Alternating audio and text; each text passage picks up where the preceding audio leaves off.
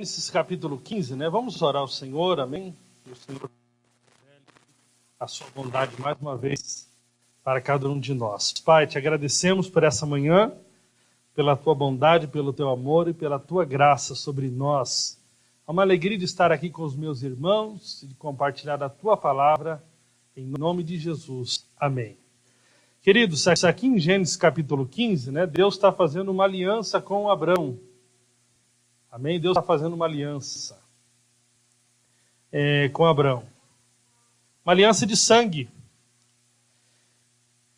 Uma vez que uma aliança de sangue é feita, ela é completamente sagrada. E ela não pode ser quebrada de modo algum, mesmo que isso custe a própria vida. E foi essa aliança de sangue que Deus fez conosco. Aliança de sangue significa algumas coisas. Não tem muito tempo hoje, nós temos a ceia, vamos tentar passar o máximo de informações no tempo que temos. Significa algumas coisas essa aliança de sangue. Preste atenção, irmão, você tem que entender que nós vivemos agora uma nova aliança. Amém? Você vai participar da ceia. Esse é o cálice da nova aliança. E tem gente que nem sabe o que está fazendo. Ele pega o cálice ali sem nenhuma revelação. Tanto que ele nem dá importância à ceia. Ele não tem o discernimento do que significa o cálice da nova aliança. Nem o que significa a nova aliança. Né? Muitos lêem a Bíblia, né, como se estivéssemos em todo momento na nova aliança. Mas existe um momento na cruz onde foi consumado a nova aliança. E em Gênesis capítulo 15 é uma prefiguração daquilo que aconteceria na cruz. Amém? E o que seria essa aliança de sangue? O que significa uma aliança de sangue? Que as duas partes agora estavam unidas. Amém? O mais forte da aliança deveria proteger o mais fraco. Todos os bens de um pertenciam ao outro. Amém? Todos os bens. Nada mais pertencia somente a uma das partes, porque agora eles estavam em uma aliança. Eu gostaria que você começasse a entender então um pouco o que é casamento.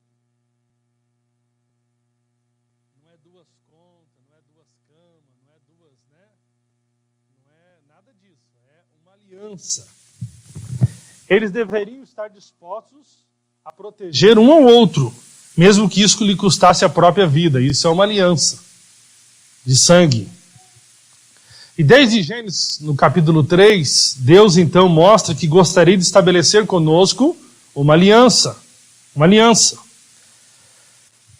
E aqui em Gênesis 15, nós temos então Deus, né, estabelecendo ao registro de Deus estabelecendo uma aliança com Abrão, que é a base agora da aliança que temos com Deus em Cristo, da nova aliança. Essa é a base. E que está registrada em Gênesis capítulo 15. Eu quero fazer uma comparação aqui breve, né, entre aquilo que aconteceu em Gênesis capítulo 15 com aquilo que aconteceu na cruz. Amém? Primeira comparação. Eu não vou ler todo o texto de Gênesis capítulo 15, né? Ali Abraão está fazendo suas lamúrias, está falando porque não tinha ido o filho da promessa, só tinha o Damasceno. E Deus então ali estabelece com Abraão uma aliança de sangue. Amém? Que prefigura, como eu já falei, a aliança de Deus conosco na cruz em Cristo. Primeira comparação entre a aliança que Deus fez com Abraão e a aliança e a cruz, a crucificação, que é a aliança de Deus conosco. Abraão precisava crer para entrar na aliança. Então, na aliança que nós entramos com Deus, nós precisamos apenas crer. Amém?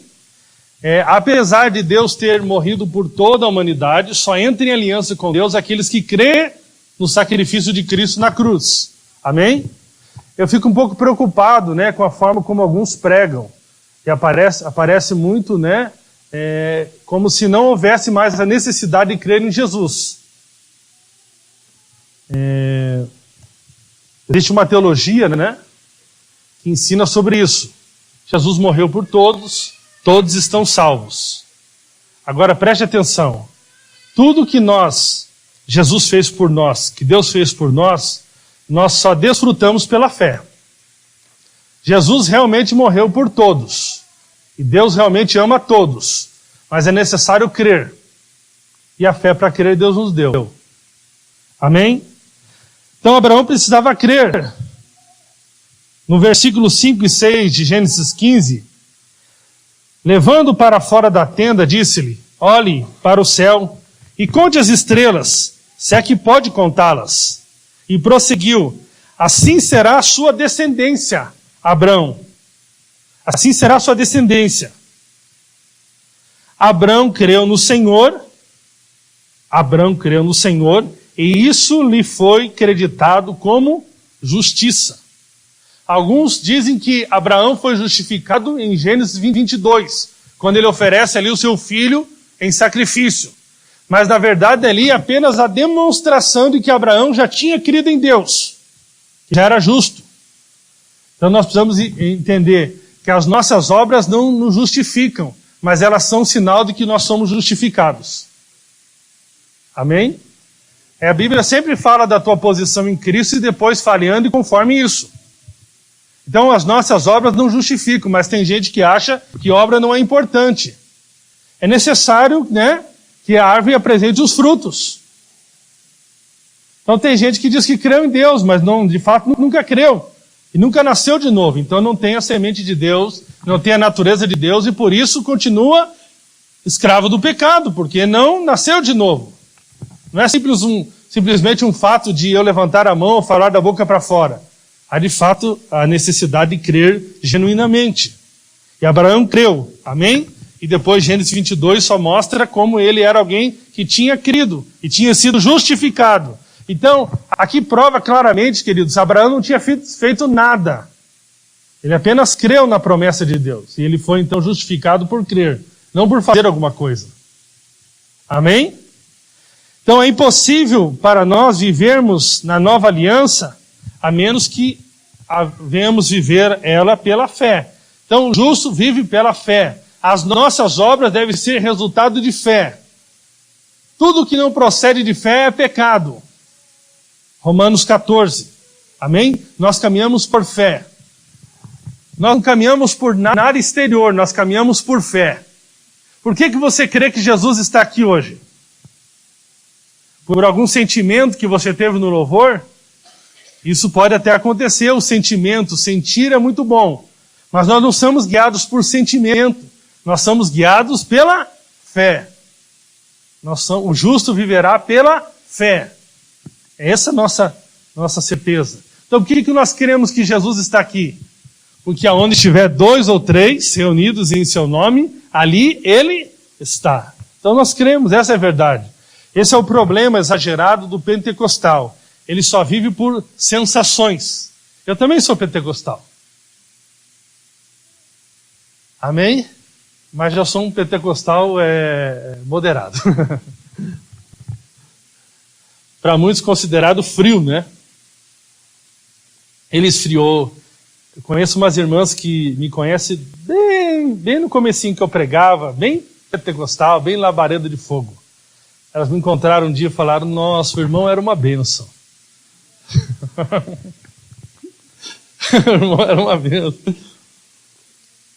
Eu falei amém, querido. Então, assim, se eu sentir a presença manifesta de Jesus aqui hoje, isso é muito bom. Se eu não sentir nada, continuo crendo. Eu não fico fazendo esse negócio, se Deus existe, manda um anjo lá na minha casa. Não, não faça esse negócio. Se Deus me ama, então faça isso daí. Isso aí é coisa de adolescente falando pro outro, né? Pro namoradinho, né? Se tu me ama mesmo, então escreve agora lá no Facebook. Mas tem gente que brinca de ser adolescente com Deus, né? Se tu existe, então... Teve um rapaz um dia que estava num culto, tinha 2.000 pessoas no culto, ele falou: se Deus existe, vai falar comigo. Uma palavra específica. Deus não falou nada com ele. Sabe o que aconteceu? Deus continuou existindo e ele caiu numa cilada do diabo. Então a primeira comparação é essa, né? Abraão entrou em aliança com Deus porque creu. Nós entramos em aliança com Deus porque cremos. No quê? Na cruz. Não é crer em qualquer coisa. Amém? A segunda comparação, Deus requereu um sacrifício de Abraão. Verso 9, respondeu-lhe o Senhor, traga-me uma novilha, uma cabra, um carneiro, todos com 3 anos de vida, e também uma rolinha e um pombinho. Abraão trouxe todos esses animais, cortou-os ao meio e colocou cada metade em frente à outra. As aves, porém, ele não cortou. Gênesis 15, 9 e 10. Da mesma maneira, Deus requereu que Jesus fosse sacrificado. Então, Abraão teve que aqui separar os animais para que houvesse o sacrifício, porque isso faz parte da aliança. Amém, queridos? Falava para os irmãos, né, existe um ensino aqui agora moderno de que se você apenas consumar a relação sexual, você já entrou em aliança com outra pessoa. Isso já é o casamento. Então tem gente que não quer ter nenhum outro tipo de cerimônia. Porque diz, teve sexo, tem aliança. Então, se fosse assim, querido, o que tem de gente já em aliança com 10 pessoas não é brincadeira.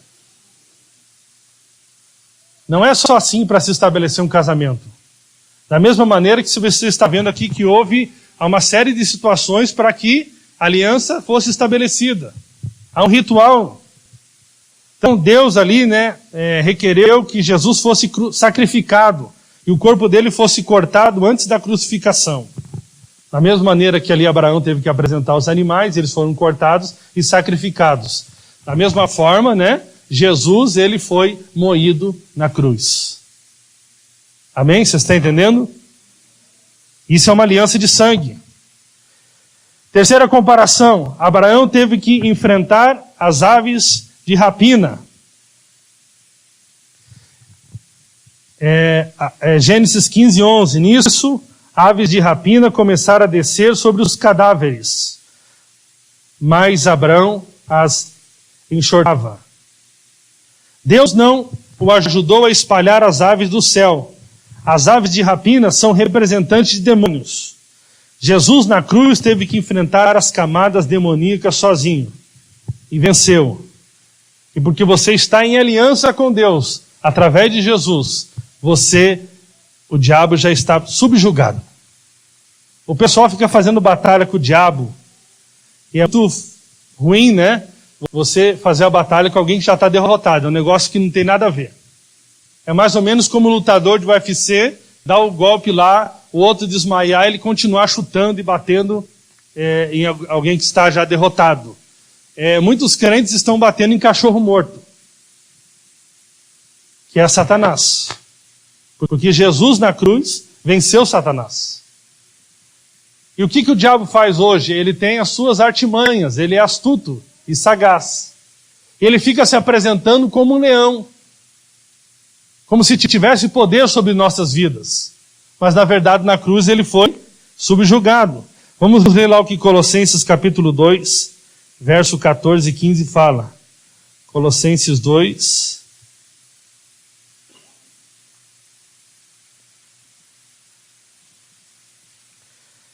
(14 e 15) diz: havendo riscado o escrito de dívida que havia contra nós nas ordenanças, o qual nos era contrário, removeu do meio de nós, cravando-o na cruz. Verso 15: e tendo despojado os principados e potestades, os exibiu publicamente e deles triunfou na mesma cruz. Então na cruz, queridos, na cruz, Jesus triunfou sobre as potestades, sobre os principados, sobre Satanás. Amém? A nossa luta, não é contra carne nem sangue, mas sim contra principados. Mas a luta ali não é no sentido de vencer Satanás, mas é no sentido de permanecer na vitória de Cristo. Amém? Ele tenta desgastar você. Faça a batalha espiritual, faça aquilo, faça aquele outro. Como se o inimigo estivesse ainda em vitória.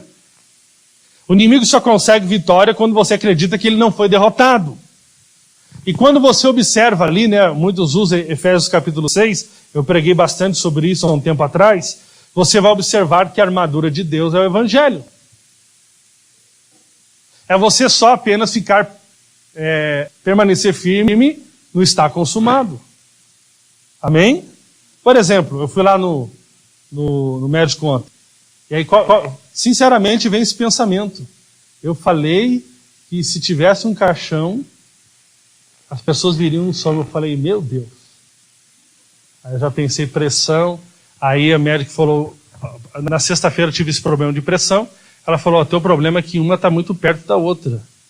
Se der uma ligazinha ali, tchau. Eu falei, está uma perto da outra, ligazinho, eu falei isso. Será que é o meu velório? Qual que foi o pensamento? Aí como é que eu me posicionei? Não, isso é mentira. Estou na vitória de Cristo. E ponto final. Agora tem gente fazendo batalha espiritual, atormentado com aquilo, etc. Não, a batalha é na mente. Está entendendo, queridos? Você precisa descansar na vitória de Cristo. Amém? Outra comparação que nós temos aqui. Abraão teve que enfrentar trevas. Ao pôr do sol, Abraão foi tomado de profundo sono. E eis que vieram sobre ele trevas densas e apavorantes. Quando Jesus estava na cruz, grande escuridão desceu sobre a terra. Os discípulos o abandonaram. E ele se fez pecado por nós e passou todos os horrores que um pecador tem que passar. A cruz não era física, e sim também espiritual. Mateus 27:46 diz, por volta das 3 horas da tarde, Jesus bradou em alta voz, meu Deus, por que me abandonastes? Naquele momento ali, Jesus estava experimentando, porque ele se fez pecado, a separação, por causa do nosso pecado. Amém, queridos? Tudo isso aconteceu com Abraão, aconteceu com Jesus. Só não esqueça desse detalhe aqui. Abraão foi tomado de sono profundo. Diga, sono profundo. É só Abraão, não você. Você fica aí. A quinta relação, que é a mais poderosa verdade da nova aliança. Depois que o sol se pôs e veio a escuridão, eis que um fogareiro esfumaçante com uma tocha acesa passou por entre os pedaços dos animais. Naquele dia, o Senhor fez a seguinte aliança com Abraão. Amém? Então ali, preste atenção, eu vou ler novamente. Depois que o sol se pôs e veio a escuridão, eis que um fogareiro esfumaçante com uma tocha acesa passou por entre os pedaços do sacrifício. Então, estava passando por entre o sacrifício, que era uma das formas de ratificar aquela aliança. Normalmente, ambas as partes passavam pelos pedaços cortados do sacrifício, mas Deus colocou Abraão para dormir e só ele atravessou. Olha que coisa interessante.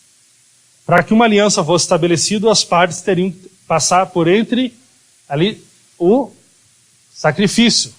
Mas Deus coloca Abraão num sono profundo e só Deus passa por entre o sacrifício. Isso aqui tem um significado muito poderoso.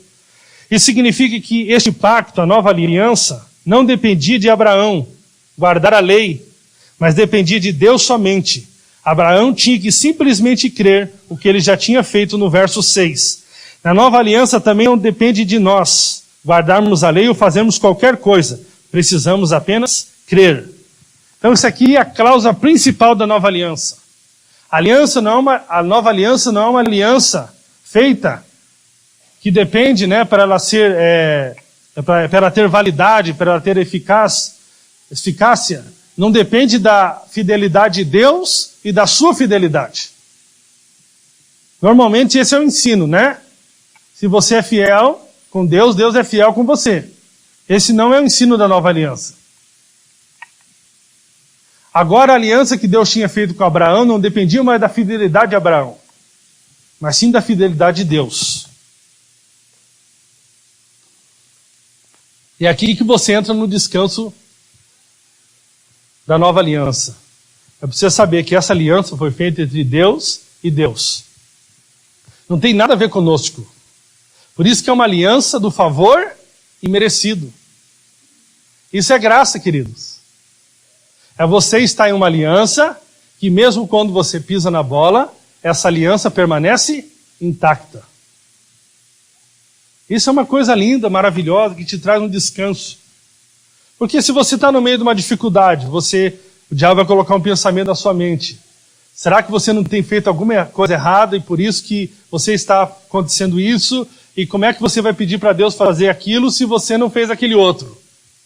E aí você entra na paranoia da religião. Quando Deus fez a sua promessa a Abraão, por não haver ninguém superior por quem jurar, jurou por si mesmo. Eu quero ler esse texto com você. Em Hebreus capítulo 6. Normalmente as pessoas fazem juramento assim, né? Eu juro pela minha mãe. Né? É assim, não é? Eu juro pelo meu pai. Normalmente é pela mãe, né? Ninguém jura pela sogra, não sei porquê. Agora Deus teria que fazer por alguém, esse juramento teria que ser feito por alguém maior. Quem é maior do que Deus? Não tem ninguém. Então Deus teve que jurar por si mesmo. Em Hebreus, abra sua Bíblia, Hebreus capítulo 6, versículo 13. Porque quando Deus fez a promessa a Abraão, visto que não tinha outro maior por quem jurar, jurou por si mesmo, dizendo, certamente te abençoarei. Certamente te abençoarei. Agora, queridos, as condições que Deuteronômio 28 exigia para a bênção, Deus cumpriu elas em Cristo. E hoje ele fala para você, certamente te abençoarei. Por quê? Por alguma coisa que eu faço ou deixo de fazer? Não. Por causa do quê? Da minha aliança. Isso é revolucionário. Dizendo, certamente te abençoarei e grandemente te multiplicarei. E assim, tendo Abraão esperado com paciência, alcançou a promessa. Sabe o que acontece conosco? Deus nos prometeu. Mas às vezes a gente não espera com paciência. E começa a duvidar de Deus. E começa a cair nesses enganos de Satanás. Apenas permaneça firme, crendo que na promessa de Deus. E assim, tendo Abraão esperado com paciência, alcançou a promessa, pois os homens juram por quem é maior do que eles. E o juramento para a confirmação é para eles, o fim de toda contenda. Assim que, querendo Deus mostrar mais abundantemente aos herdeiros da promessa a imutabilidade do seu conselho, se interpôs com o juramento, para que por duas coisas imutáveis, nas quais é impossível que Deus minta, tenhamos poderosa consolação, nós, os que nos refugiamos em lançar mão de esperança proposta, a qual temos como âncora da alma segura e firme, que penetra até o interior do véu, aonde Jesus, como precursor, entrou por nós, feito sacerdote para sempre, segundo a ordem de Melquisedeque. Amém? Amém, querido? Olha que coisa linda. Agora não é uma aliança baseada na lei, na meritocracia, na capacidade do homem de cumprir a lei. Era uma aliança de sangue, simplesmente dependia de Deus. Simplesmente dependia de Deus. Na nova aliança, depende somente da fidelidade de Deus, da sua natureza. Amém? Você confia na fidelidade de Deus? Então descanse nessa aliança. A sua cura está baseada nessa aliança. A bênção sobre a sua vida está baseada nessa aliança. A salvação da sua família está baseada nessa aliança. Amém? Tudo está baseado nessa aliança. E quem é o fiador dessa aliança? É o próprio Deus. Aleluia. Som. Glória a Deus. Está gravando aí no áudio? Tá? Continua gravando. Aleluia. Você vê, não depende do Guto essa aliança. Porque o Guto falha. Depende só de Deus, amém? Será que você pode descansar no teu coração hoje, sabendo de toda essa verdade, que a principal cláusula da nova aliança é que essa aliança foi feita entre Deus e Deus. E Deus é fiel, amém? Amém, queridos?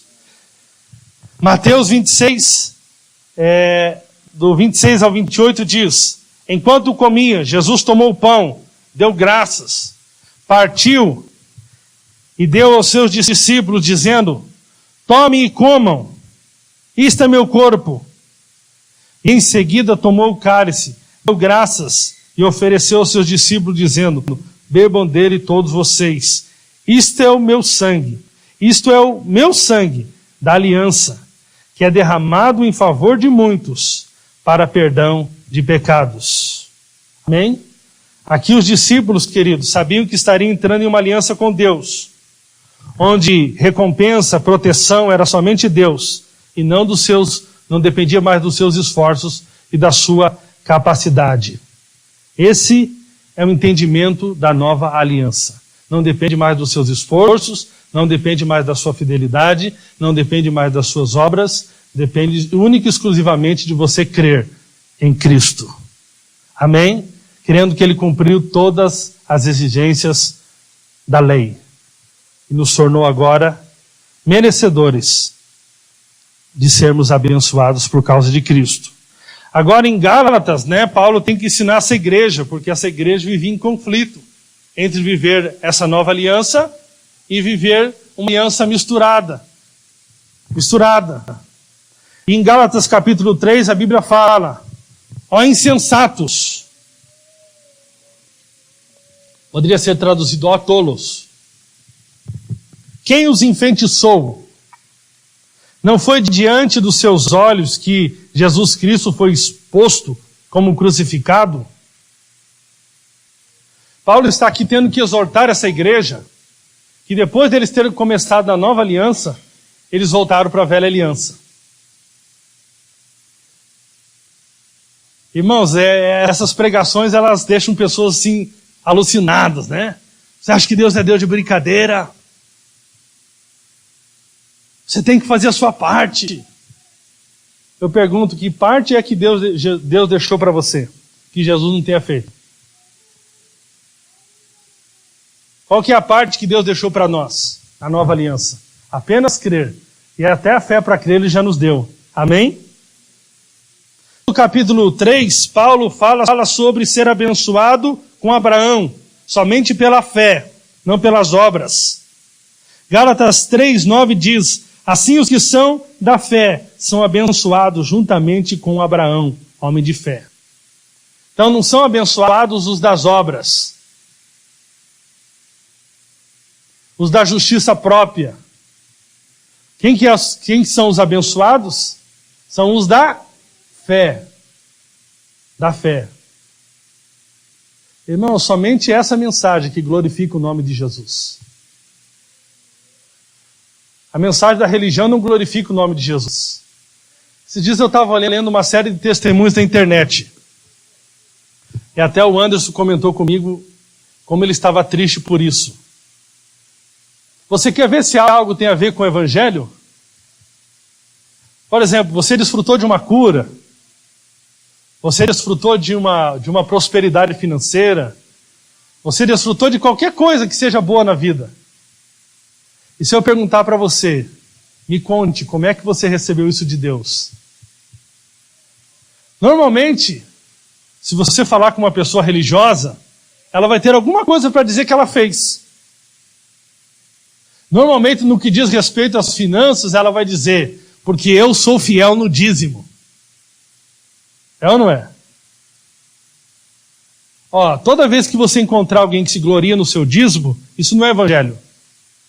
Porque a palavra do Senhor diz: aquele que se glorie, glorie-se no Senhor. Como que eu me glorio no Senhor? Se aquilo que aconteceu comigo tem a ver com o Senhor, não comigo. E aí você é constrangido por esse amor. É isso que Paulo entendeu. Paulo tinha vivido a agonia da religião, onde ele tentava merecer todo o favor de Deus. Ele era um cara que buscava ser fiel à religião, buscava ser fiel à lei. E de repente ele se encontra com a graça. Paulo, ele viveu os dois extremos. Os extremos da vida da religião, da obra humana, do favor merecido. Ele viu o fracasso disso. Tanto que ele declara em Romanos capítulo 7, o fracasso de uma vida vivida no esforço próprio, no merecimento humano. Ele diz, o bem que eu quero fazer, esse eu não faço. Mas o mal que eu não quero fazer, esse eu faço. Esse é o resultado. É cansaço, é decepção. E arrogância. Então, se você prospera financeiramente, ainda você tem alguma coisa a se gloriar, você não está vivendo o Evangelho. E quantas pessoas a gente vê na internet, né? No Facebook, falando, né? Eu recebi a porta de emprego porque eu sou fiel no dízimo. Para quem que vai a glória, então? Vai para a pessoa, você que é bom, você que fez tudo certinho. Você nem precisava de Deus, você é maravilhoso. E aí que acende no coração da religião a famosa justiça própria, querido. Justiça própria é isso. É você tentar apresentar para Deus as tuas obras. Grave isso. Justiça própria é você tentar apresentar para Deus as tuas obras no lugar da obra de Cristo. Você está dizendo, eu não precisava de alguém que viesse me justificar, porque eu mesmo poderia me justificar pelas minhas próprias obras. Eu não precisava de uma aliança onde Deus jurasse por Ele mesmo. Eu poderia jurar por mim mesmo. Isso entra a desgraça da religião, queridos. Gálatas capítulo 3, versículo 13 e 14 diz: Cristo nos redimiu da maldição da lei, quando se tornou maldição em nosso lugar, pois está escrito, maldito todo aquele que for pendurado no madeiro. Isso para que em Cristo Jesus a bênção de Abraão chegasse também aos gentios, para que recebêssemos a promessa do Espírito mediante a fé. Amém? Deixa eu falar para você, o que é que você precisa para receber a cura, para desfrutar da cura? Apenas crer que Jesus lá na cruz foi punido, sofreu por causa do pecado, para que você pudesse desfrutar de cura. Apenas crer. Não é 21 dias de jejum para ser curado, não é 8 passos para ser curado, não é nada disso, queridos. Eu vou te perguntar para você, bem claramente, alô? Se tiver alguém dormindo do teu lado, fala, querido, tenha respeito pela pregação.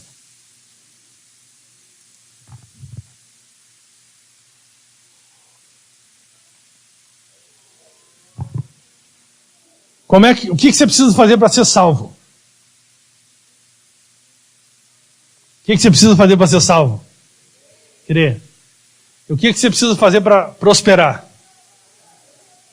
Crer mais, aí a gente começa a colocar um mais. É ou não é?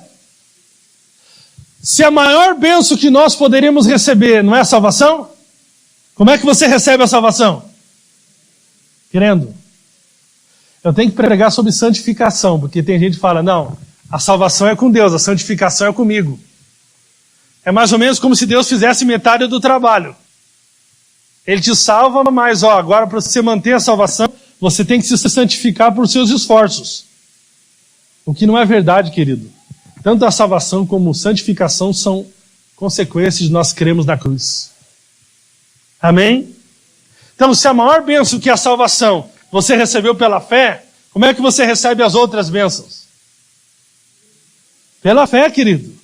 E tem gente tão tribulado e sabe, aqui os fuçadores, caçadores, eles são caçadores dentro de si, de alguma coisa que eles possam apresentar a Deus para que Deus possa fazer aquilo que eles querem. E isso é um engano, querido. Isso é engano da religião. Não fique caçando justiça própria em você quando você for orar. Mas ore confiado na justiça que provém da cruz. E da mesma maneira que você recebeu a salvação, receba. Sabe, querido, a fé não é uma conquista. A fé, ela só recebe aquilo que a cruz conquistou. Está entendendo? Você não é salvo pela fé. Você não é curado pela fé. Você é curado pela graça, mediante a fé. É mediante a fé. Amém? Tudo é pela graça. Olha que texto interessante aqui ainda no capítulo 3. Sentido de ler esse texto aqui com os irmãos. Gálatas capítulo 3.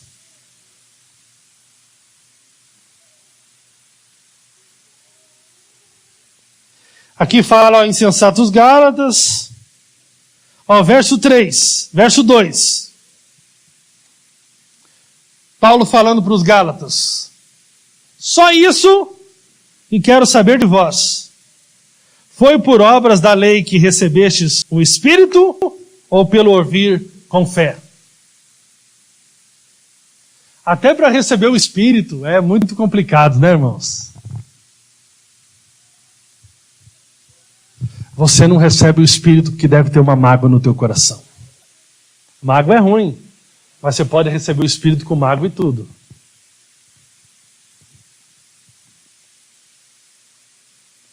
Verso 3. Sois vós tão insensatos, tendo começado pelo Espírito, pela carne agora acabareis? Será que padecestes tantas coisas em vão? Se é que isso foi em vão? Aquele, pois, que vos dá o Espírito e que opera milagres entre vós, acaso faz pelas obras da lei ou pelo ouvir com fé? Você já estudou o Novo Testamento, ali os Evangelhos, para você ver quem recebeu o milagre de Jesus?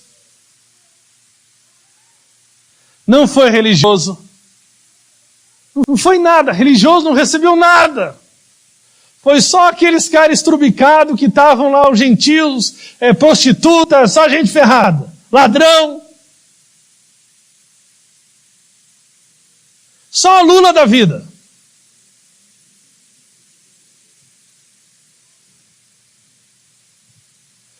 Os que, tentam apresentar suas boas obras diante de Deus, eles não desfrutam de nada. Aqueles que confiam na graça, esses desfrutam de tudo. A milagre acontece na vida da pessoa, a porta de emprego abre na vida da pessoa, a pessoa vive em paz. O religioso certinho, faz tudo certinho, para tentar merecer de Deus. O outro, filho maduro, ele anda certinho porque recebeu a nova natureza do Pai, foi constrangido por esse amor e anda por essa vitória da cruz. Mas não tem nada a ver com barganha. Não tem nada a ver com troca, queridos. Amém? Olha, vou repetir esse versículo para você. Versículo número 5. Aquele, pois, que vos dá o Espírito e que opera milagres entre vós, acaso o faz pelas obras da lei ou pelo ouvir com fé? Assim como Abraão creu a Deus, isso lhe foi imputado como justiça. Sabei, pois, os que são da fé, esses são filhos de Abraão. Amém, queridos? Tem gente que a gente fala assim, poxa, aquela pessoa é tão boa, só falta ela crer em Jesus. Ela é tão boa, só falta crer em Jesus. Mas os que são filhos são os da fé, não os que são gente boa. Vai estar cheio de gente boa no inferno. E cheio de gente que você falava, nossa, esse não pode estar no céu. E vai estar no céu. Porque os filhos de Deus são os da fé, não os gente boa. Gente boa é uma consequência de você se tornar filho de Deus. Mas não é isso que garante para você a salvação. Amém? Como que Deus estabeleceu então uma aliança conosco? Ele estabeleceu uma aliança conosco agora através de Jesus. Amém? Jesus. Essa aliança não pode ser mudada ou removida, mesmo com a lei, porque ela foi estabelecida com o seu Filho Jesus Cristo. E por isso que Jesus disse: bebam esse vinho, o meu sangue, que sela a nova aliança, e não suas próprias obras. Amém? É o sangue de Jesus, e não nossas próprias obras. Como eu acabei de ler para você,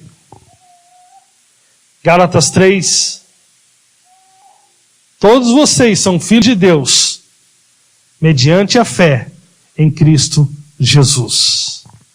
Amém, queridos? E a partir do momento que nós cremos em Jesus, existe uma coisa maravilhosa que acontece em nós. Nós falamos muito de Cristo em nós. Isso é algo muito importante. Mas agora nós passamos a estar em Cristo. Estar em Cristo. E porque você está em Cristo, você é abençoado. E porque você está em Cristo, você tem saúde. E porque você está em Cristo, você tem paz com Deus. E porque você está em Cristo, você tem vitória sobre o pecado. E porque você está em Cristo, você pode todas as coisas, porque Ele te fortalece. Essa é a verdade do Evangelho, queridos. Estar em Cristo. Estar em Cristo é algo maravilhoso. A Bíblia fala de uma realidade muito maravilhosa em Romanos capítulo 5. Portanto, da mesma forma que o pecado entrou no mundo, por um homem, e pelo pecado a morte, assim também a morte veio a todos os homens, porque todos pecaram. Pois antes de ser dada a lei, o pecado já estava no mundo, mas o pecado não é levado em conta quando não existe lei. Todavia, a morte reinou desde o tempo de Adão até Moisés, mesmo sobre aqueles que não cometeram pecado semelhante à transgressão de Adão, o qual era um tipo daquele que havia de vir. Entretanto, não há comparação entre a dádiva e a transgressão. Pois se muitos morreram por causa da transgressão de um só, muito mais a graça de Deus, isto é, a dádiva pela graça de um só homem, Jesus Cristo, transbordou para muitos.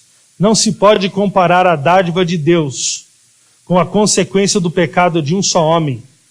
Por meio de um pecado vem um julgamento que trouxe condenação, mas a dádiva decorreu de muitas transgressões e trouxe justificação. E se pela transgressão de um só a morte reinou por meio dele, muito mais aqueles que recebem de Deus a imensa provisão da graça e a dádiva da justiça reinarão em vida por meio de um único homem, Jesus Cristo. Consequentemente, assim como uma só transgressão resultou na condenação de todos os homens, assim também um só ato de justiça resultou na justificação que traz a todos os homens. Amém, queridos? Essa é uma coisa maravilhosa. Deixa eu falar para você. O que esse texto está querendo dizer?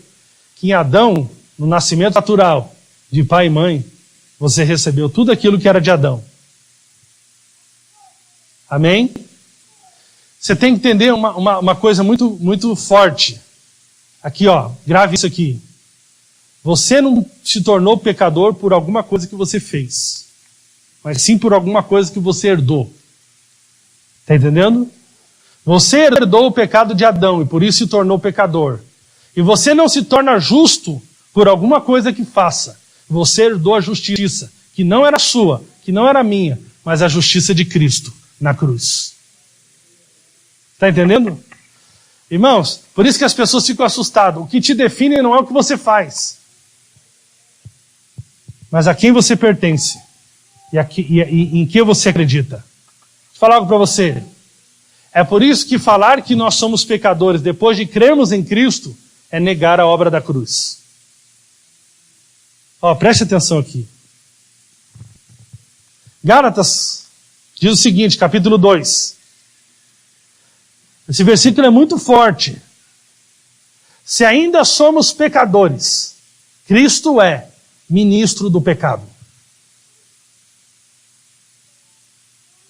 Leia na sua casa lá, Gálatas capítulo 2. Toda vez que na internet eu coloco, eu não sou mais pecador, eu sou a justiça de Deus em Cristo. Todo levanta, que isso?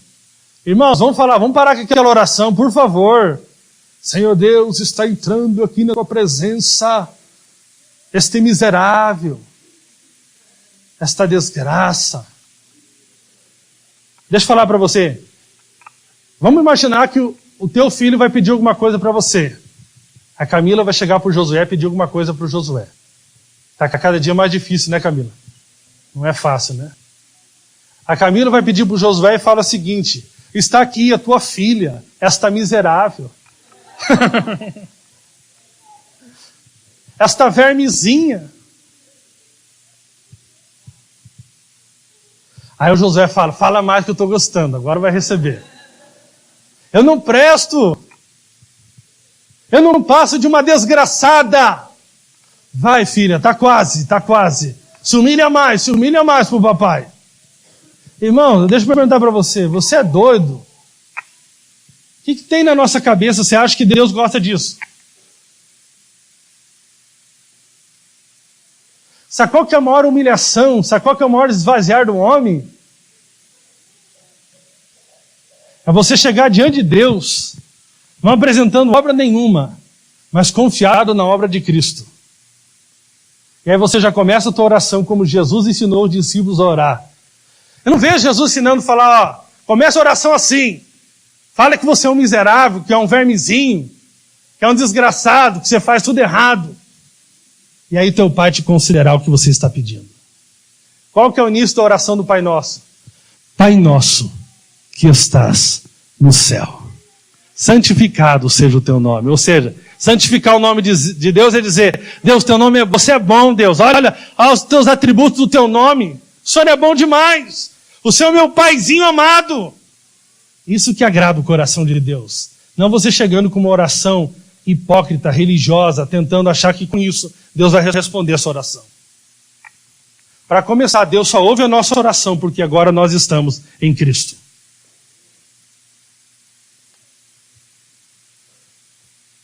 Eu vou repetir para você. A pessoa não deixa de ser pecador porque para de pecar. Ela deixa de ser pecadora porque agora ela recebeu uma nova natureza. Isso é novo nascimento, queridos. Sabe o que significa estar em Adão? Estar em Cristo? Isso é algo maravilhoso. Aqui, a palavra, em 1 Coríntios capítulo 15, versículo 45 e 48, fala algo maravilhoso. Pois assim está escrito, o primeiro homem, Adão, foi feito alma vivente. O último Adão, porém, é espírito vivificante. Mas não é o primeiro o espiritual, e sim o natural, depois o espiritual. O primeiro homem formado da terra é terreno, o segundo homem é o homem do céu. Como foi o primeiro homem o terreno, tais são também os demais homens terrenos. E como é o homem celestial, tais os celestiais. Aqui, irmãos, Jesus ele recebe dois títulos notáveis. O último Adão e o segundo homem. Diga, o último Adão. Diga, Jesus foi o último Adão e o segundo homem. Amém? O que significa ser o último Adão? Cristo é a soma total da humanidade. Como o segundo homem, ele é o cabeça de uma nova raça. Então Cristo na cruz está representando todos os Adãos. Toda a humanidade pecadora está sendo findada ali na cruz.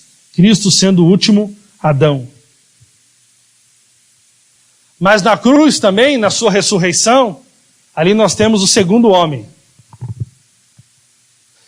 Esse segundo homem fala dele deixar de ser unigênito e passar a ser o primogênito. De modo que aqui nós temos duas uniões, uma na sua morte e outra na sua ressurreição. Como último Adão, sua história começou em Belém e terminou na cruz. Ele reuniu em si mesmo tudo o que era de Adão e levou ao julgamento e à morte. A nossa união com ele, como segundo homem, começa com a ressurreição e vai para toda eternidade. Amém? Para toda a eternidade. Se ele não ressuscitasse, a nossa fé seria em vão, queridos. Então, em Cristo termina a história do primeiro homem, do Adão, do homem caído. E esse homem foi crucificado na cruz. Cristo representa. Cristo é o último Adão. Mas Cristo também é o início de uma nova raça. E é por isso que, quando você crê em Cristo, você é feito nova criação. Agora você não é mais criado do último Adão, de Adão. Agora você não é nascido mais, não é o nascimento mais dos seus pais, não é mais o nascimento terreno, não é mais o nascimento natural. Agora, quando você é em Cristo, você nasce de novo, é o nascimento espiritual, e agora você passa a ser homem do céu, mulher do céu, gerado de Cristo, nova criação. Por isso que a Bíblia diz, a ninguém agora conheçamos segundo a carne. Se nós conhecemos alguém segundo a carne, agora ninguém conheçamos segundo a carne, porque agora nós somos celestiais. Agora, querido, você é nascido de Cristo, e você não é mais pecador. Porque não pode ser você ser parte de Cristo e ser pecador. Porque o corpo de Cristo não é formado do pecado. Por que você peca? Justamente por crer que é pecador. Por que você peca? Porque justamente ainda você está tentando vencer alguma coisa que Cristo já venceu. E Romanos capítulo 8, verso 2 fala sobre a lei do pecado e a lei do espírito da vida. A lei aqui não é a lei de Moisés, mas é como a lei da gravidade. Que tudo, se eu me jogar aqui, ele vai me atrair para o centro da terra, eu vou cair. É uma lei que puxa. Quando você crê que tudo já está consumado em Cristo, que em Cristo você é uma nova criação, que Cristo fez para você justiça, que Cristo fez para você santidade, que Cristo fez para você redenção, que Cristo fez para você todas as coisas, você é atraído pela lei do Espírito da vida. Não tem como você não andar em vitória. Mas toda vez que você tenta vencer o pecado ou vencer qualquer coisa, na sua justiça própria, você é atraído pela lei do pecado. Como eu venço o pecado?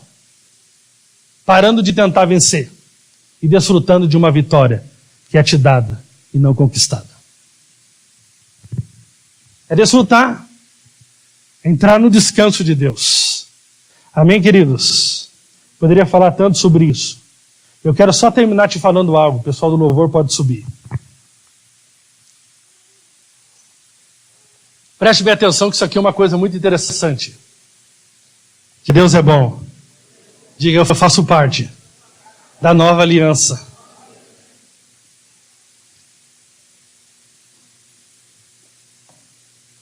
Qual que é a nossa visão tradicional sobre crucificação? Preste bem atenção aqui. Adão pecou, Deus é justo. Irmãos, o que as pessoas usam na internet para falar, Deus é justo. Irmão, o que você pensa que Deus é justo? Sim, Deus é justo como se fosse uma coisa ruim. Deixa eu falar um negócio para você aqui. Deus é justo? É? Se ele é justo, ele não pode punir você e punir o filho dele.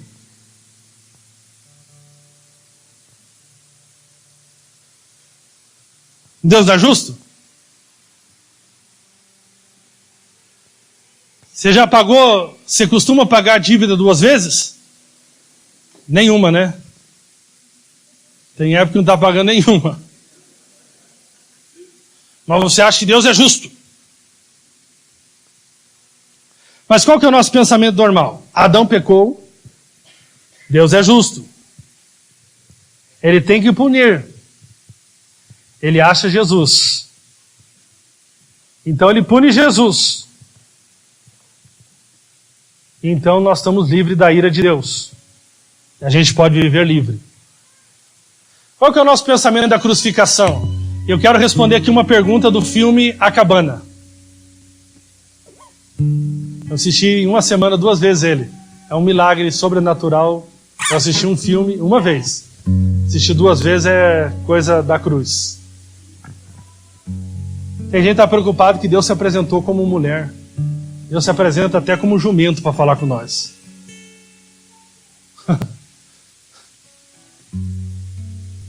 Tem que estar preocupado. Sabe o que é isso? Os moralistas.